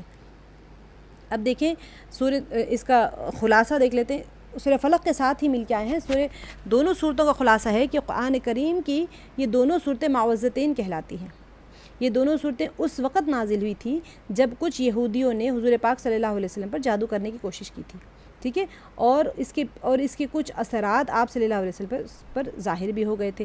ان صورتوں میں آپ کو جادو ٹوٹنے سے، یعنی جادو ان کا جو تھا وہ جادو ٹونے سے حفاظت کے لیے ان الفاظ میں اللہ تعالیٰ کی پناہ مانگنے کی تلقین فرمائی گئی ہے. اور کئی احادیث سے ثابت ہیں کہ ان صورتوں کی تلاوت، ٹھیک ہے، اور ان سے دم کرنا جادو کے اثرات دور کرنے کے لیے بہترین عمل ہے. اور حضور صلی اللہ علیہ وسلم رات کو سونے سے پہلے ان صورتوں کی تلاوت کر کے اپنے مبارک ہاتھوں پر دم کرتے تھے اور پھر ان ہاتھوں کو پورے جسم پر پھیر لیتے تھے۔ اہم چیز ہے، بہت اہم چیز ہے، نبی پاک صلی اللہ علیہ وسلم کی زبان مبارک سے نکلی ہوئی بات ہے، اللہ سبحانہ وتعالیٰ کی طرف سے کہی ہوئی بات ہے کہ کیا ہے کہ اگر جادو ہو یا کسی کے اوپر ٹونا ہو، دیکھیں جادو، ٹونا، ٹوٹکا، یہ ساری چیزیں، منتر جنتر، یہ الگ الگ چیزیں ہوتی ہیں، ہم کہنے کو کہہ دیتے ہیں نا، الگ الگ پوروں کی ٹرمینالوجیز ہوتی ہیں، سب کے ڈیفینیشنز ہوتے ہیں، جنتر کسے کہتے ہیں، منتر کسے کہتے ہیں، تنتر کسے کہتے ہیں، جادو کسے کہتے ہیں، ٹونا کسے کہتے ہیں، ٹوٹکا کسے کہتے ہیں، یہ ساری چیزیں الگ الگ ڈیفینیشنز ہیں اس کی، ٹھیک ہے، لیکن ہم تو نہیں جانتے، ہمارے پاس کیا ہے، ہمارے پاس قرآن ہے، ہمارے پاس اللہ کا کلام ہے، اس کو سمجھ کے ہم پڑھ کیا رہے ہیں، اس کو سمجھ کے پڑھیں گے، دعا کریں گے اور یقین رکھیں گے کہ ان الفاظ سے نبی پاک صلی اللہ علیہ وسلم کے اوپر بھی یہودیوں نے جادو کروایا تھا۔ آپ صلی اللہ علیہ وسلم جب سو گئے تھے تو آپ صلی اللہ علیہ وسلم، جبریل علیہ السلام آئے، فرشتے آئے تھے، 2 فرشتے اور جبریل علیہ السلام تھے، جب گفتگو ہو رہی ہے 2 فرشتوں کے بیچ میں کہ کیا ہوا، جادو کروا دیا، کس نے کروایا، فلاں نے کروایا، اس کا توڑ کیا ہے، اللہ تعالیٰ نے یہ آیت کو فرما دیا، یہ آیت پڑھنے سے، تلاوت کرنے سے جادو توڑنے کا توڑ ہو جائے گا۔ نبی صلی اللہ علیہ وسلم جب پڑھنے لگے تو ختم ہو گیا، جادو ٹوٹنے لگا، گرہ کھلنے لگ گئی، وہ جادو کنگھی کے اوپر جادو کر کے فلاں ایک کنویں کے اندر دفنا دیا گیا تھا، اس کے اوپر گرہ مار کے پھونکے تھے اس کے اوپر، تو یہ پیچھے سورہ فلق میں آئے گا، گرہوں میں پھونک مارنے والیاں، تو جادو ایسے ہی ہوتا ہے، گرہ کر کے اس کے اوپر پھونک مار کے گرہ باندھتے، پھر پڑھتے ہیں گرہ باندھتے، پھر پڑھتے ہیں گرہ باندھتے، گانٹھ ہم کہتے ہیں نا، وہ اس کے اوپر پھونک مار مار کے گانٹھ مارتے، تو یہ ساری چیزیں ہیں، اس کا وجود ہے، اس سے ہم انکار نہیں کر سکتے، ہمیں عاملوں کے پاس جانے کی ضرورت نہیں ہے، لیکن اللہ سبحانہ و تعالیٰ نے فرما دیا ہے کہ یہ صورتوں کے ذریعے سے بچ سکتے ہیں، تو پھر ہم اس کو مضبوطی سے پکڑ کے رکھیں۔ سورہ فاتحہ شفا ہے، تو پھر شفا ہے تو ہے، اس میں شفا ہے تو ہے، یہ یقین بننے کے لیے ہی ہم بار بار سنتے ہیں، بار بار پڑھتے ہیں، اور یقین بنے گا کیسے؟ یاد رکھیں کفار جو تھے ان کو بھی پختہ یقین تھا کہ نبی پاک صلی اللہ علیہ وسلم کی زبان مبارکہ سے نکلی ہوئی کلمات حق ہے۔ جب ہمارے دل میں شک آئے تو ہم سوچیں کہ ہم کافر سے بھی بدتر ہو گئے، نماز چھوڑنے والے کا تو کہتے ہیں نا ایمان اور کفر کے درمیان حائل ہونے والی چیز نماز ہی ہے، تو اب نماز ہماری چھوٹتی چلی جا رہی ہے تو ہمارا یقین سوچیں، ایک کافر کا یقین بھی ہم سے پختہ تھا، جو پکا ٹھکا کافر تھا اس کا یقین بھی ہم سے پختہ تھا، ہم تو منافق ہو گئے کہ ہم زبان سے کلمہ پڑھ رہے ہیں، ہمارے دل میں ایمان نہیں ہے، تو منافق کا یقین سب سے کمزور ہوتا ہے، کافر کے یقین سے بھی کمزور ہوتا ہے، عذاب کا یقین وہ سوچ لے کہ ہم کس درجے پہ کھڑے ہوئے ہیں آج، اگر ہمارا یقین معوذتین پر نہیں ہے تو پھر ہم کس درجے پہ ہیں ایمان کے اعتبار سے۔ اللہ سبحانہ تعالیٰ ہم سب کو ایمان کی پختگی عطا فرمائے، آمین۔ تو اپنے رات میں سونے سے پہلے اپنے دونوں ہاتھوں کے اوپر نبی پاک صلی اللہ علیہ وسلم دم کر کے پھونکتے تھے اور سارے جسم کے اوپر پھیر لیتے تھے روزانہ، ٹھیک ہے، 3 بار، اور سورہ فلق اور سورہ ناس پڑھنے کا طریقہ یہ ہے کہ تعوذ و تسمیہ، پہلے تعوذ تو پہلی بار پڑھ لیں، تسمیہ پڑھیں یعنی بسم اللہ الرحمن الرحیم پڑھی، سورہ فلق پڑھیں، سورہ ناس پڑھیں، ایسے نہیں کہ 3 بار سورہ فلق پڑھیں اور 3 بار سورہ ناس، سورہ فلق پڑھیں، سورہ ناس پڑھیں، یہ ایک سیٹ ہے، پھر سورہ فلق سورہ ناس، پھر سورہ فلق سورہ ناس پڑھ کے اپنے ہاتھوں پہ دم کریں اور پورے جسم کے اوپر ہاتھ پھیر لیں، سارے جادو اثرات، جادو ٹونے ٹوٹکے جو ہوتے ہیں وہ سب انشاءاللہ باذن اللہ اللہ کے حکم سے، اللہ کے کلام سے، نبی پاک صلی اللہ علیہ وسلم کی زبان مبارکہ سے نکلے ہوئے کلام کی برکت سے اور قرآن پاک کی برکت سے ختم ہو جائے گا۔ یقین رکھیں، یقین سب سے بڑی تلوار ہے جو ہر چیز کو کاٹ دے گی، ہر جادو کو کاٹنے والی تلوار یقین کی تلوار ہے، اگر یقین کمزور ہے تو پھر کچھ فائدہ نہیں ہوگا فائدہ کچھ بھی، دوا بھی آپ تزلزل میں کھائیں گے نا وہ دوا اثر نہیں کرتی، اب ہمیں نہیں پتہ کہ یقین ہمارے جسم پہ کیسے اثر کرتا ہے، یقین بھی کوئی چیز ہوگی جو کہ اس کے اندر اثر رہتا ہوگا نا، تو جو انسان اولیاء اللہ پانی پہ کیسے چلے جاتے تھے، آپ نہیں چل پائیں گے، کیا ان کی باڈی کی ڈینسٹی کم ہو گئی تھی؟ باڈی کی ڈینسٹی پانی ہوتا ہے، اگر پانی کا سرفیس ڈینسٹی سے اگر کوئی ہیوی چیز رکھیں گے تو وہ ڈوب جائے گی، سائنٹیفکلی پروون ہے، تو کیسے وہ لوگ پانی پہ چلتے تھے، وہ پانی میں نہیں ڈوبتے تھے، بتائیے، سوچنے والی چیز ہے نا، ان کو یقین تھا کہ پانی مجھے نہیں ڈبو سکتا اللہ کے حکم کے بغیر، تو وہ پانی پہ چل جاتے تھے، آپ جائیں پانی میں پیر رکھ کے ڈوب جائیں گے آپ، کیونکہ آپ کو یقین ہی نہیں، پتہ نہیں ڈوب جائے تو ڈوب جاؤں تو ڈوب جائیں گے، ہمیں نہیں پتہ یقین کیا کام کرتا ہے ہمارے جسم کے اوپر، لیکن یقین بہت پاورفل چیز ہوتی ہے، اس کا کام بھی بڑا زبردست ہوتا ہے، اسی لیے بار بار کہا جا رہا ہے، میں بار بار جو آپ لوگوں کو کہہ رہی ہوں فضیلتیں یاد کریں، کیوں کہہ رہی ہوں؟ اسی لیے کہہ رہی ہوں، جب یقین بن جائے گا تو پھر آپ لینے والے بن جائیں گے غیب کے خزانوں سے، جب یقین کمزور رہے گا تو پھر آپ کے پاس سارے خزانے کھلے ہوں گے، آپ ایک چیز بھی نہیں اٹھائیں گے، سوچیں گے وہ سکہ اٹھاؤں گی تو اس کے نیچے سے سانپ نہ نکل آئے اور مجھے ہی نہ ڈس دے، ایک پورا مال ہوتا ہے نا پرانے موروثی جائیدادوں کا، اگر کہیں خزانہ مل جاتا ہے لوگ اندر ہی نہیں جاتے ہیں ڈر کے مارے، یہ کہتے ہیں بھائی جناتوں کا محافظتی دائرہ ہوگا، میں اندر جاؤں جنات مجھے نہ پکڑ لیں، سانپ ہوتے ہیں سانپ اس کی حفاظت کرتے ہیں، میں اندر جاؤں سونا لینے کے لیے مجھے سانپ نہ ڈس لیں، بچھو ہوں گے بچھو نہ کاٹ لیں، وہ سامنے خزانہ ہوگا لیکن آپ لیں گے نہیں کیونکہ ڈر ہوتا ہے نا انسان کے اندر. تو یقین کو بنائیں انشاءاللہ باذن اللہ. اب دیکھیں اس کی تفصیلی نکات دیکھ لیتے ہیں، کیونکہ میں اسی لیے آج ہم سورہ ناس کریں گے، منڈے کو ہم سورہ فلق کریں گے. بہت اہم ہے آج کل کے دور میں ہر انسان کو اس کے اوپر عمل کرنا. یقین میں لائیں، چاہے کیسی پریشانی ہو، سورہ فاتحہ 7 بار پڑھ لیں، سورہ فلق سورہ ناس پڑھیں، بس کافی ہو جائے گا یہ چیز. باقی سب چیزیں بھی پڑھیں، میں یہ نہیں کہہ رہی کہ نہ پڑھیں، لیکن سب سے آسان ہے نا. خصوصیات کیا ہے معوذتین کے؟ سورہ فلق میں دنیاوی آفتوں اور مصیبتوں سے پناہ مانگنے کی، اور سورہ ناس میں آخرت کی آفتوں سے پناہ مانگنے کی تعلیم دی گئی، اور شیطانی وسوسوں اور اثرات سے چونکہ گناہ ہوتے ہیں اور آخرت کا نقصان زیادہ سخت ہے. دیکھیں شیطان جب وسوسہ ڈالتا ہے نا، اصل اہم چیز کو سمجھنے کی کوشش کریں. شیطان وسوسہ کیا ڈالتا ہے؟ نیک اگر میں ہوں مثال کے طور پہ، میں علم رکھنے والی ہوں، میرے دماغ میں وسوسے کوئی ایسی چیز کی نہیں ڈالا کہ تم جاؤ شراب پی لو، تم جاؤ زنا کر لو، تم جاؤ بے پردہ گھومو. میرے دماغ میں وسوسے میری ہی لائن کے ڈالے گا. ہر انسان جو جس فیلڈ میں ہوتا ہے نا، اسی فیلڈ کے ایسے وسوسے ڈالتے ہیں کہ آپ شبہ میں پڑ جاتے ہیں کہ یہ صحیح ہے یا غلط ہے. صحیح اور غلط کے بیچ میں وسوسہ ڈال دے گا. آپ نے کسی کا دل دکھایا ہے، آپ کہیں گے کہ یار میں معافی مانگ لیتی ہوں، میں نے ان کا دل دکھایا ہے، مجھے معافی مانگ لینی چاہیے. اب وسوسہ ڈالے گا شیطان، نہیں کوئی بات نہیں، تم نے اچھا ہی کیا، تم نے کیا کیا، انہوں نے کہا تبھی تو تم نے کہا تھا نا، ورنہ تم کیوں کہتے تم تو بڑی نیک ہو نماز، میں تو نمازی ہوں، میں کسی کا دل ہی نہیں دکھاتی ہوں جا کے، انہوں نے آ کے مجھے کہا تھا جبھی تو میں نے جواب دیا نا، ورنہ میں کیوں جواب دیتی. چلو کوئی بات نہیں، جب وہ آئیں گے دیکھیں گے تب کا تب. یہ ہے وسوسہ. آپ کی فائل اٹک گئی، آپ جائیں گے معافی مانگیں گے، تلافی کریں گے، وہیں بات ختم ہو جائے گی، لیکن آپ کی فائل وہاں اٹک گئی. تو اس طرح کے ایسے وسوسے ڈالتے ہیں. نماز میں ہیں آپ، نماز میں وسوسے ڈال دے گا، آپ کا خشوع ختم ہو گیا وہاں سے. میں دوسری رکعت میں قاعدے میں بیٹھی تھی یا نہیں بیٹھی تھی. اب بندہ نماز چھوڑ کے اسی چکر میں پڑ جاتا ہے کہ قاعدے میں بیٹھی تھی یا نہیں بیٹھی تھی، اب کیا کروں، سجدے سے ہوگا. اب تیسری رکعت بھی اس کی خراب، چوتھی رکعت بھی خراب، پوری نماز خراب. ایسے ہی وضو کر رہے ہیں آپ، وضو میں وسوسے ڈال دے گا کہ 2 بار میں ہاتھ دھوئی تھی یا 3 بار ہاتھ دھوئی تھی. اب وہ دھوئے جائے 3 بار، پتہ نہیں سوکھا تو نہیں رہے گا، یہاں سوکھا رہ گیا، وہاں سوکھا رہ گیا، کان پہ میں نے مسح کیا تھا یا نہیں کیا. جو وسوسے آتے ہیں وہ اسی کے چکر میں جاتا ہے، اسی کے مسائل پوچھنا شروع کر دیتا ہے بار بار. اب کسی نے مسئلہ پوچھا کہ کان کے اندر ہم سوراخ کرواتے ہیں، کان کے اندر ہم پہنتے ہیں نا یہ رنگز پہنتے، جویلریز پہنتے ہیں. تو وہ انہوں نے کہا کہ جب ہم جنابت کا یا حیض کا غسل کرتے ہیں تو کان کے اندر پانی کیسے پہنچائیں گے؟ سوراخ کے اندر. اچھا جواب بھی بہت اچھا ملا ان کو کہ جو کپڑا کاڑی ہوتی ہیں اس کو پانی میں بھگائیں اور وہ کاڑی کو اس کے اندر ڈال کے نکالیں. اور مجھ سے پوچھا، میں نے کہا سبحان اللہ، وسوسہ بھی بہت اچھا، جواب بھی بہت اچھا. کوئی مفتیان سے پوچھیں جواب. کیونکہ آپ سوچیں ظاہری جسم کی جو ظاہری حصہ ہوتا ہے اسی تک پانی پہنچانے کا حکم ہے. اب ہر سوراخ میں اب کتنے لوگوں کے ایئرس کے اوپر اتنے 12-15 سوراخ ہوتے ہیں کہ اب اس کے اندر کاڑی ڈال کے بیٹھیں گے، آپ پانی پہنچاتے بیٹھیں گے. سبحان اللہ، وسوسے کیسے ڈالے جا رہے ہیں. تو انسان جب اسی لیے سورہ فلق اور سورہ ناس پڑھنا ہوتا ہے کہ اس طرح کے وسوسوں سے ہماری محافظت ہو جائے. ایسے وسوسوں کے شکار ہو جاتے ہیں لوگ کہ پریشان ہو جاتے ہیں، راتوں کی نیند اچٹ ہو جاتی ہے. بچوں کے معاملے میں لے لیں، ایمان کے معاملے میں لے لیں، زمین جائیداد کے معاملے میں لے لیں، گھریلو. آپ صدقہ دینے سے پہلے شیطان آپ کے دل میں وسوسہ ڈال، مال ختم ہو گیا تو کیا کرو گے، آج ہے کل ہو جائے گا. اللہ تعالیٰ کہہ رہے ہیں کہ تم صدقہ دو، میں مال بڑھاؤں گا، میں بیماریوں کو دور کروں گا، میں پریشانیوں کو دور کروں گا، میں عمر دراز کروں گا. اتنی فضیلتیں. یہ ایک وسوسہ ڈال دے گا دل میں کہ تم مال خرچ کر دو گے تو تمہارے پر فقر فاقے آ جائیں گے. کل بیمار ہو جاؤ گے تو ہاسپٹل میں پیسے دینے کے لیے بل کے پیسے ہی نہیں ہوں گے، تم کیسے صدقہ دے رہے ہو، سارے اکاؤنٹ خالی کر لو گے اپنا. گھر میں پکائیں، بہت اچھا قورمہ بنائیں، پڑوسی کے پاس بھیجنے کے لیے وسوسہ ڈال دے گا شیطان کہ پڑوسی کے پاس بھیج دو گے تو بچوں کو کب پڑ جائے گا نا، تو کوئی بات نہیں، اگلی بار بھیج دیں گے. اللہ سبحانہ وتعالیٰ فرما رہے ہیں کہ پڑوسیوں کے حق کو ادا کرو، جو اپنے کھانا ہو اس میں سے پڑوسیوں کو دو. یہاں پر شیطان نے لا کے کہاں کھڑا کرا تلوار؟ جہاں اللہ کا حکم ہوتا ہے اسی کے مخالف اس نے وسوسے کی تلوار کھڑی کر دی، اور ہم وسوسے میں پڑ جاتے ہیں.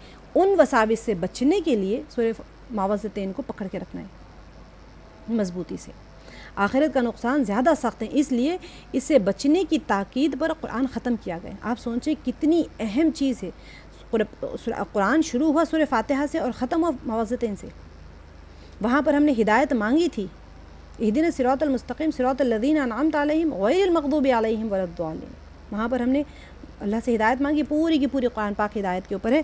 اور ختم کس چیز پہ ہوا ہے؟ ختم ہوا ہے معوذتین کے اوپر. کیونکہ جب انسان ہدایت کے راستے پہ چلتا ہے، پوری کی پوری کوشش کر کے آ جاتا ہے، تو شیطان آخر میں آ کے اس کے وسوسوں پہ ڈال کے انسان کے اعمال کو برباد کر دیتا ہے۔ تین صفتوں کے حوالے سے حفاظت مانگی گئی ہے، کیونکہ ان میں سے ہر صفت کا تقاضا بندوں کی حفاظت ہے۔ پالنے والا ہی سب سے زیادہ محبت کرتا ہے۔ اللہ سبحانہ وتعالی ہمیں پالتے ہیں، تو محبت کا لازمی تقاضا بندے کی حفاظت ہوتی ہے۔ ماں بچے سے محبت کرتی ہیں، کتنی زیادہ محبت کرتی ہے، جو زیادہ محبت کرتا ہے وہ سب سے زیادہ حفاظت کرنے والا ہو جاتا ہے۔ وہ چاہتی ہے اپنے بچے کو محفوظ رکھے، سردی سے، گرمی سے، گندی صحبتوں سے، اور کسی بھی قسم کے خراب کھانوں سے آپ محافظت کرتے ہیں، بچے کو خراب غذا نہیں دیتے کہ اس کی صحت خراب نہ ہو جائے۔ ہر چیز سے جو سب سے زیادہ جس سے آپ محبت کرتے ہیں اس کی محافظت کی بھی آپ کو سب سے زیادہ فکر لگی ہوتی ہے۔ اور ہر مالک اپنے مملوک کی، ہر بادشاہ اپنی رعیت کی حفاظت کرتا ہے، اور معبود کا اپنے عابد کے لیے محافظ ہونا تو سب سے زیادہ واضح ہے۔ اور ان صفات کے حوالے سے مانگنا دعا کی قبولیت کو قریب تر کر دیتا ہے۔ آپ دیکھیں اس کے اندر میں آپ کو بتاتی ہوں دوبارہ سے لے کے جا کے، جب نکات کو دیکھیں، قل اعوذ برب الناس، ملک الناس، الہ الناس، یہ تینوں صفت یہاں پر دیکھیں، جو کہ میں پناہ مانگتا ہوں سب لوگوں پروردگار سے، رب الناس، ملک الناس جو بادشاہ ہے، الہ الناس جو معبود ہے۔ کس چیز سے مانگ رہے پھر؟ من شر الوسواس الخناس الذی یوسوس فی صدور الناس من الجنۃ والناس۔ تو آپ سوچیں وسواس جو وسوسے ہے یہ کتنی خطرناک چیز ہے، جس سے ہم اللہ تعالیٰ کی تین صفات کا وسیلہ دیکھ کر ہم اللہ سے مانگ رہے ہیں۔ تو آپ سوچیں کتنی خطرناک چیز ہے انسان کے ایمان کو خطرے میں ڈالنے کے لیے۔ تو یہاں پر اسی لیے کہا جا رہا ہے کہ معبود کا اپنے عابد کے لیے محافظ ہونا سب سے زیادہ واضح ہے، ٹھیک ہے۔ اور ان صفات کے حوالے سے مانگنا دعا کی قبولیت کو قریب تر کر دیتا ہے۔ اللہ سبحانہ وتعالیٰ کے ربوبیت کا، اللہ تعالیٰ کی خالقیت کا، اللہ سبحانہ وتعالیٰ کے معبود ہونے کا، الہ مان رہے نا، اللہ آپ ہی تو الہ ہے، آپ ہی تو معبود ہے۔ تو یہ ان صفات کے ذریعے سے ہم اللہ سے مانگ رہے ہیں، تو ہماری دعا جلدی قبول ہو جائے گی۔ وسواس کسے کہتے ہیں؟ وسواس کے معنی وسوسے ہیں، شیطان سراپا وسوسہ ہے۔ شیطان کا اپنی اطاعت کی طرف خفیہ کلام کے ذریعے بلانا وسوسہ ہے۔ کیوں وہ بہکا رہا ہے ہمیں؟ اس کا دیکھیں، جس کا مفہوم دل میں آ جائے اور کوئی آواز سنائی نہ دے۔ اب آپ کے دل میں آپ شیطان بول رہے ہیں، کان میں آپ کو سنائی دیتا ہے، وسپرز آف شیطان جسے کہتے ہیں، وسپرز آف ڈیول۔ آپ سن نہیں سکتے وسپرز آف ڈیول، اس کی جو پھسپھساہٹ ہوتی ہے نا وہ آپ نہیں سن سکتے، لیکن وہ آپ کے دل میں بات کو ڈال دیتا ہے، لاک کر دیتا ہے ڈال کے دل میں بات کو۔ اصل یہ چیز ہوتی ہے وسواس۔ تو شیطان کیا کرتا ہے؟ اللہ تعالیٰ کے خلاف کرتا ہے، اپنی اطاعت کی طرف اٹھاتا ہے۔ اسی وجہ سے جب قیامت میں کھڑے ہوں گے نا وہاں پر جا کے، تو ایک دوسرے سے سوال کریں گے، کس نے ہمیں گمراہ کر دیا؟ تمہاری تو ہم اتباع کرتے تھے، تمہاری تو ہم اتباع کرتے تھے، ہمیں بچا لو۔ شیطان کہے گا بھائی میرا ہی بچنا مشکل ہے، میں تمہیں کہاں بچاؤں، کیونکہ ہم تو دنیا میں تمہاری اتباع کرتے تھے، آج تم ہمیں اس طرح چھوڑ رہے ہو۔ یہ جھگڑا ہوگا وہاں پر، آپسی جھگڑا۔ خناس کسے کہتے ہیں؟ پیچھے لوٹنے والا۔ دیکھیں پھر سے آتے ہیں اس کی طرف، الذی یوسوس فی صدور الناس من الجن، اس سے پہلے خناس یہاں پر من شر الوسواس الخناس، پیچھے ہٹ جانے والا۔ وسواس جو شیطان آپ کے دل میں ڈال رہا ہے اور آپ کو پتہ ہی کوئی نہیں چل رہا، آپ سن بھی نہیں سکتے۔ Whispers of devils, you can not hear the whispers of devil, اتنی آہی اس سے پھسپھسا کے چلا جاتا ہے، آپ کو پتہ ہی کوئی نہیں چلتا، لیکن دل میں بات آ جاتی ہے۔ خناس کہتے ہیں پیچھے ہٹ جانے والے سے۔ اب وہ پیچھے کیسے ہٹ رہے ہیں؟ پیچھے لوٹنے والا شیطان کی عادت ہے، جب انسان اللہ کا نام لیتا ہے تو پیچھے بھاگتا ہے، اور پھر جب ذرا غفلت ہوئی تو پھر اپنی چونچ انسان کے دل پر رکھ کر اس میں برائیوں کے وسوسے ڈالتا ہے۔ اسی لیے بزرگان دین کیا کہتے ہیں؟ جو دم غافل سو دم کافر، کیونکہ دا مومنٹ آپ اللہ کے ذکر سے غفلت میں ہوئے، تھوڑا سا بھی آپ غفلت پائے تو وہ فوراً اپنی چونچ آپ کے دل میں ڈال دے گا۔ یعنی اس کے پاس سوئی ہوتی ہے، بہت سارے اس کے آئے ہیں کہ وہ ایک مچھر کی طرح بیٹھا ہوتا ہے سیدھے مونڈے پر، اور کسی ایک بزرگ کو نظر آیا تو وہ اپنی ایک اس کی بڑی سی ایک اس کی وہ ہوتی ہیں سونٹ کی طرح ہوتی ہیں، وہ اس کے اندر سے وسوسے سینے کے اندر سیدھا انجیکٹ کر دیتا ہے۔ جس کو جو نظر آیا ان لوگوں نے دیکھا ہے، لیکن اللہ سبحانہ وتعالیٰ فرما رہے ہیں خناس پیچھے لوٹنے والے۔ تو اللہ کے ذکر میں جب بندہ ہوتا ہے تو وہ پیچھے ہٹ جاتا ہے، شیطان کی عادت ہوتی ہے۔ تو ہم سوچیں ہم کب اللہ کے ذکر میں ہوتے ہیں؟ جتنے ٹائم ہم اللہ کے ذکر میں نہیں، وہ اپنے وسوسے ڈال رہے ہیں، مستقل ڈال رہے ہیں۔ تو اسی وجہ سے معوذتین کی اہتمام کرنا بہت اہم ہے۔ خناس پیچھے، اچھا یہ اس کو ریپیٹ ہو گیا یہاں پر، من الجنتی والناس، انسان جو ہے نا، انسانی شیاطین، انسان جو ہوتے ہیں انسانی شیاطین کے شر سے بھی پناہ مانگنے کی تلقین فرمائی گئی ہے، یعنی وہ لوگ جن کی باتیں سن کر دین میں شکوک اور شبہات پیدا ہوتے ہیں، حلال کو وہ کھل کر دین کے خلاف نہیں کہتے۔ اب دیکھیں، حالانکہ وہ کھل کر دین کے خلاف، اب کوئی انسان ہے، اب تنظیمیں بنائی گئی ہیں، آرگنائزیشنز بنے ہوئے ہیں جو کہ انسانوں کو مبتلا کر دیتے ہیں شکوک و شبہات میں نے پہلے بھی بتایا تھا، یہودیوں کے یونیورسٹیز ہے جہاں پر وہ لوگ بخاری شریف، مسلم شریف، سورہ قرآن پاک حفظ کر رہے ہیں۔ جب دیکھا گیا تو لوگ دیکھ کے سوچے کہ یہ مسلمانوں کی کوئی یونیورسٹی ہے، مدرسہ ہے، تو کہا نہیں یہ تو یہودی ہے۔ ایمان کوئی نہیں لاتے، وہ لوگ سیکھ رہے ہیں، اور سیکھ کے بخاری شریف سے، مسلم شریف سے وہ چیزیں اٹھاتے ہیں جس کے ذریعے سے مسلمانوں کے بیچ میں تفرقہ ڈال دیا جائے، شک و شبہات ڈال دیا جائے دین کے متعلق، دنیا کے لیے نہیں، دین کے متعلق، تاکہ آپس میں شک و شبہات میں پڑ جائیں۔ تو ہم اس سے بھی پناہ مانگ رہے ہیں، من الجنتی والناس، یعنی انسانی شیاطین کے شر سے بھی اور جنات کے شر سے بھی، دونوں وسوسے ڈالتے ہیں۔ انسان کیا کرتا ہے؟ انسان باتوں میں ایسی بات کر دیتا ہے کہ حلال کو وہ کھل کر نہیں کہتا، تو دین کے خلاف بات نہیں کرتا، لیکن آپ کے دل میں شک ڈال دیتا ہے، کوئی شبہ ڈال دیتا ہے، ارے بھائی ایسا تو نہیں ہوگا، ویسے تو کوئی ایسی بات ڈال دے گا آپ کے دل میں، بھائی یہ کرنے سے آپ کی نماز قبول نہیں ہوتی ہے، پتہ کر لیں، بس وہ بول کے چلا جائے گا آپ کو، ختم۔ مسجد میں بیٹھ کے کوئی خطبہ دے کے، ایک مسجد کے بارے میں تھا کہ کتنے سالوں سے وہاں پر نماز پڑھائی جا رہی تھی، جب پتہ کیا تو وہ یہودی تھا، سب کو کہا گیا کہ پھر آپ سب لوگ اتنے سال کی نماز کو لوٹائیں اپنی، اللہ سبحانہ تعالیٰ محافظت فرمائے۔ تو من الجنتی والناس سے مراد یہی کہ انسانی شیاطین ہو چاہے پھر انسان ہو، دونوں کے جو شر ہوتا ہے اس سے، ان کے وسوسوں سے بھی پناہ مانگی چلے۔ اب یہاں پر ہے ایک اور پوائنٹ جو بتایا گیا ہے، اس سے مراد کیا ہوتا ہے؟ اس سے مراد خود اپنے نفس کا وسوسہ ہے کہ وہ بھی برائی کی طرف مائل ہوتا ہے، اور نفس کے شر سے پناہ مانگنا بھی حضور صلی اللہ علیہ وسلم نے سکھایا، اللہم انی اعوذ بک من شر نفسی ومن شر شیاطینی وشرکہ ومن شر الشیطان وشرکہ، اے اللہ میں آپ کی پناہ مانگتا ہوں اپنے نفس کے شر سے بھی، اور شیطان کے شر سے بھی، اور شرک سے بھی۔ انسان کا نفس بھی تو بہت زبردست انسان کو ورغلاتا ہے نا، آپ سب کو بتائیں، نفسانی خواہشات جو کہتے ہیں، ہوا، اللہ تعالیٰ بھی کہتے ہیں ہوائے نفس، تو یہ چیزیں انسان کو گمراہ کرنے کی طرف اور گناہ کی طرف آمادہ کرتی ہیں۔ نفس کے شر سے بھی، شیطان کے شر سے بھی، اور شرک سے بھی پناہ مانگنے کے لیے کہا گیا۔ رسول اللہ صلی اللہ علیہ وسلم نے فرمایا، تم میں کوئی آدمی ایسا نہیں جس پر اس کا قرین، یعنی ساتھی جو شیطان ہوتا ہے، ہر انسان جب پیدا ہوتا ہے اس کا ایک اس کے ساتھ قرین جو حمزاد جسے کہتے ہیں، جسے جادوئی دنیا میں بڑا مانا جاتا ہے حمزاد کو، اور اس کے ساتھ شیطان بھی مسلط ہو جاتا ہے۔ تو صحابہ نے عرض کیا، یا رسول اللہ صلی اللہ علیہ وسلم، کیا آپ کے ساتھ بھی یہ قرین ہے؟ فرمایا ہاں، مگر اللہ تعالیٰ نے اس کے مقابلے میں میری مدد فرمائی ہے اور اس کو ایسا کر دیا ہے کہ وہ بھی مجھے خیر کے علاوہ کچھ نہیں کہتا، لیکن ہمارا قرین تو ہے نا، ہمارے ساتھ تو ہمارا قرین ہے۔ اب چونکہ یہ قرین ساتھ لگا ہوا ہے تو اللہ سبحانہ وتعالیٰ تو اور اللہ ہی اس سے بچا سکتے ہیں، اس لیے رب اور ہم نے ملک اور الہ کی عظیم صفتوں سے ہم نے کہا ملک الناس، الہ الناس، تو یہ کیوں کہا؟ یہ رب کے، ملک کی اور الہ کی عظیم صفتیں ہیں، یہ بہت بڑی بڑی صفتیں ہیں، اس کا ذکر کر کے پناہ مانگنے کی تلقین کی گئی ہے، ورنہ وہ پہلے گناہوں کی رغبت دیتا ہے، اس میں کامیاب نہ ہو تو پھر نیکیوں اور عبادتوں کا دکھاوا کرتا ہے، اور غرور وغیرہ میں انسان کے غرور وغیرہ میں اس کو مبتلا کر دیتا ہے، اور پھر مائک پلیز میوٹ کر لیجئے، ریشمہ آپ کا مائک کھلائیں۔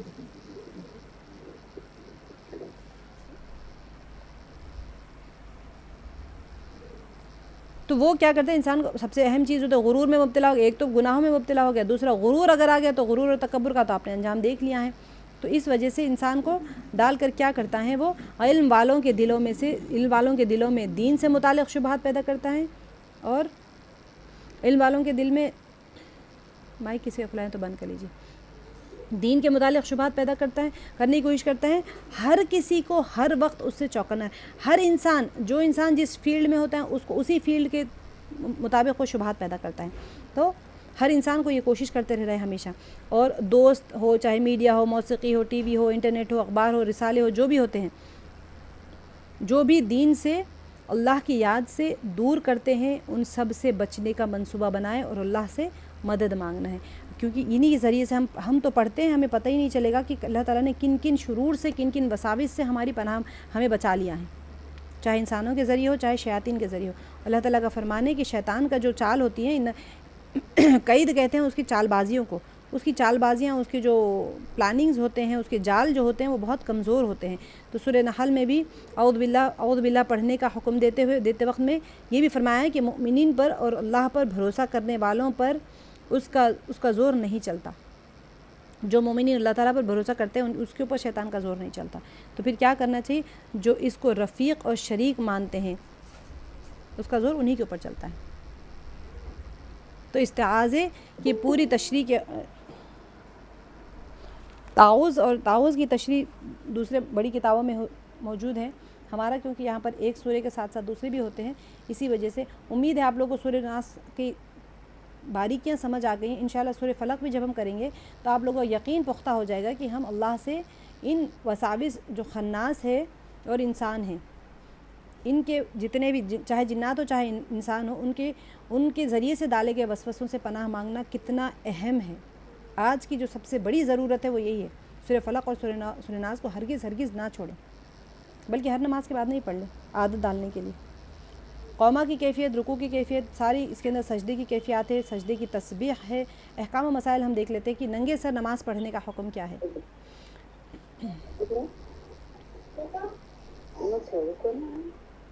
مرد کے لیے نماز میں سر ڈھانکنا اگرچہ لازم نہیں، لیکن بلا کسی عذر کے محض سستی اور لاپرواہی کی وجہ سے ننگے سر نماز پڑھنا خلاف ادب اور مکروہ ہے۔ احکام و مسائل میں لڑکے ہوتے ہیں، یوزولی آج کل ایک نیا رواج چل پڑا ہے، ٹوپی کی ضرورت نہیں ہے، ٹھیک ہے، اسی وجہ سے اس کو میں یہ مسئلے کو یہاں پر لائی۔ در مختار کی ہے، شامی کی، وہاں پر ہمارے جو فتاویٰ کی کتابوں میں سے کہ مرد کے لیے نماز میں سر ڈھانکنا اگرچہ لازم تو نہیں ہے، لیکن بلا کسی عذر کے، خواہ مخواہ کہ آپ صلی اللہ علیہ وسلم ہمیشہ سر کو کور رکھتے تھے، بلا کسی عذر کے محض سستی اور لاپرواہی کی وجہ سے ننگے سر نماز پڑھنا خلاف ادب اور مکروہ ہے۔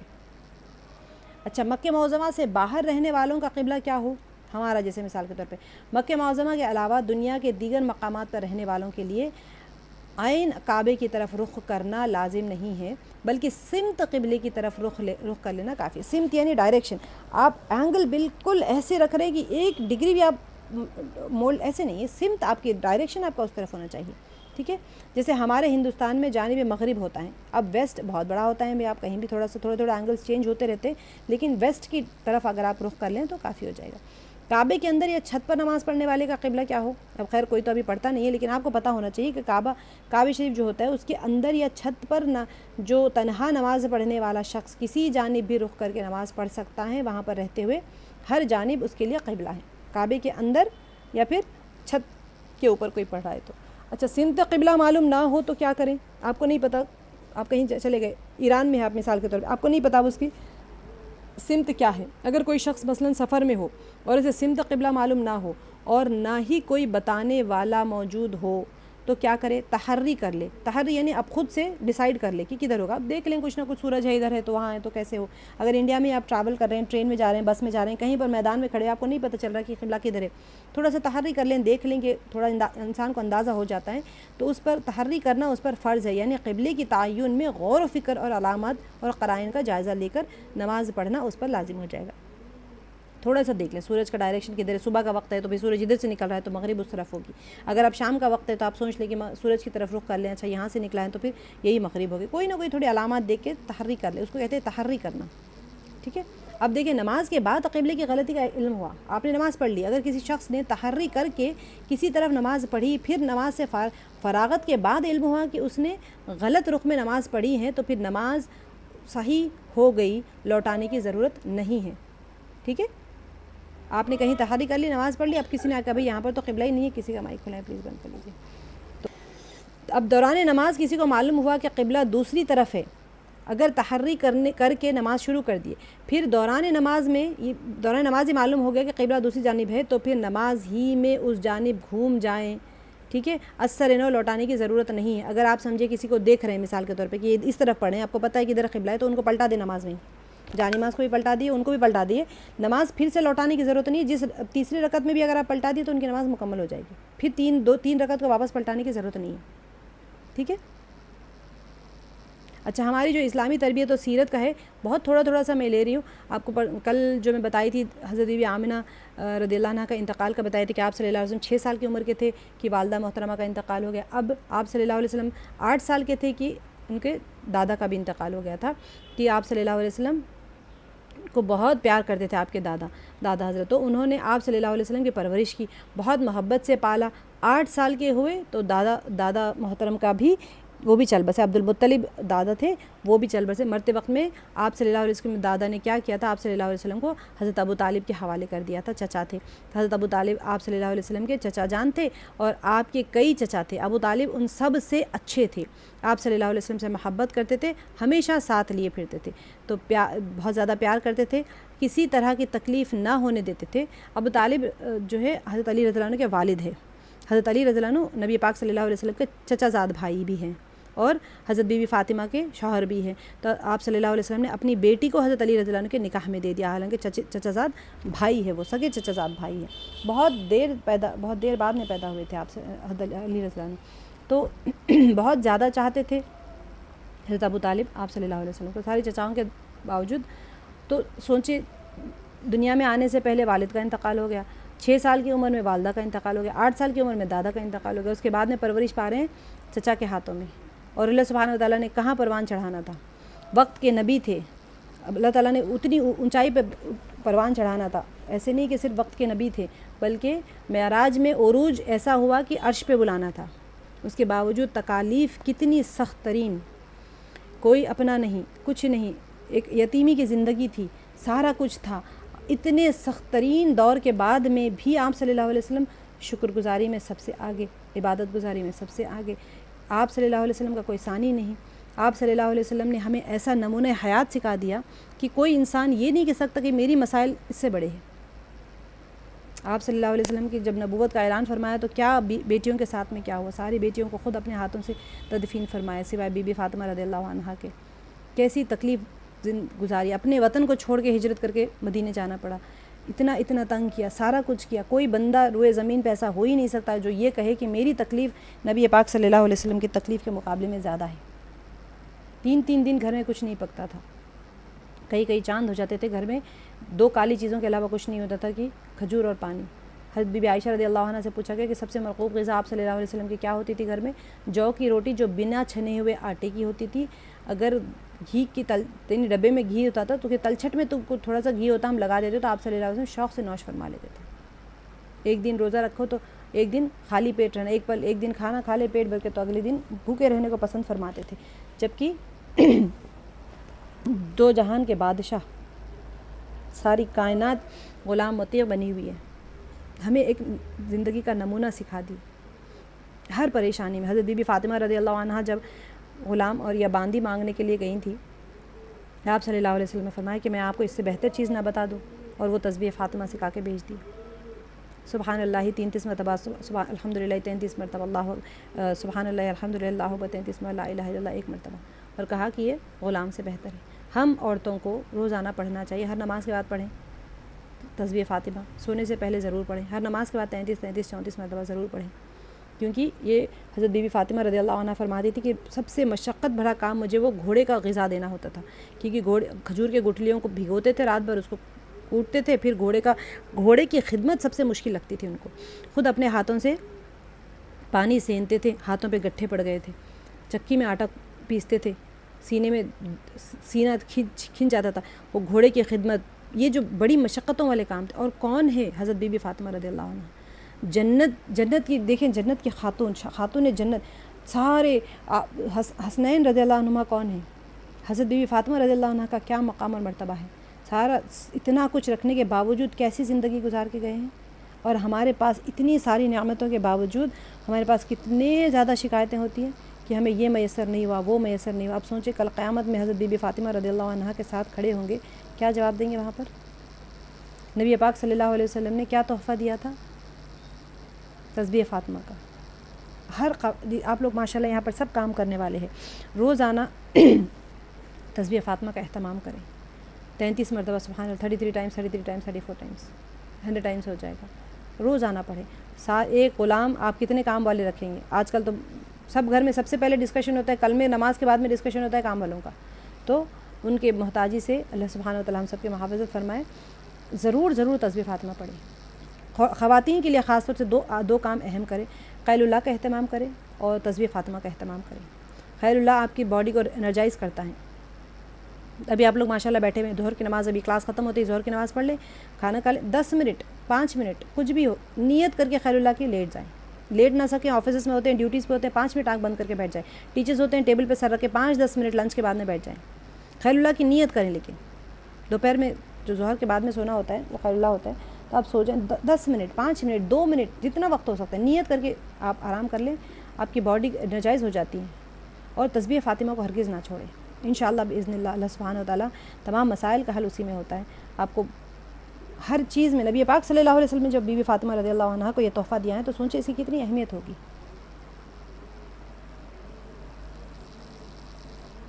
ریکارڈنگ اسٹاپ کر دیں.